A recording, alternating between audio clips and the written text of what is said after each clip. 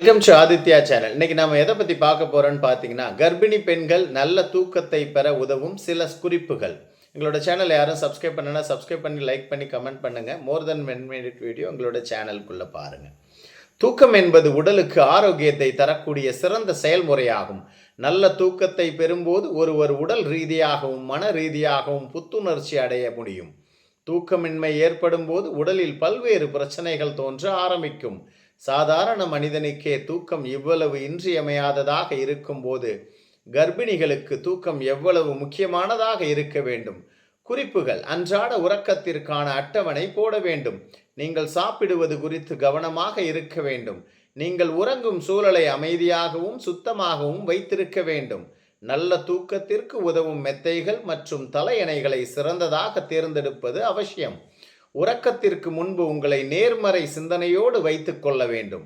பகலில் அதிகமான தூக்கத்தை எடுத்துக்கொண்டால் இரவில் தூக்கம் பாதிக்கப்படும். எனவே தூக்க நிலையை சரிபார்க்க வேண்டும். தினமும் உடற்பயிற்சி செய்வது நல்ல உறக்கத்திற்கு வழிவகுக்கும். தினமும் சரியான நேரத்திற்கு உறங்கச் செல்ல வேண்டும். நீங்கள் சோர்வாக இருக்கும் போது கண்டிப்பாக உறங்கச் செல்ல வேண்டும். இரவில் கண் விழித்து கொண்டால் மீண்டும் தூங்க முயற்சிக்க வேண்டும். இதையெல்லாம் கடைபிடித்து கர்ப்பிணிகள் உறங்கும் போது நல்ல உறக்கத்தை பெறலாம். மேலும் மருத்துவரை அணுகி சிகிச்சை பெறலாம். நன்றி, வணக்கம். சப்ஸ்கிரைப் பண்ணுங்க, லைக் பண்ணுங்க, எங்களுக்கு சப்போர்ட் பண்ணுங்க.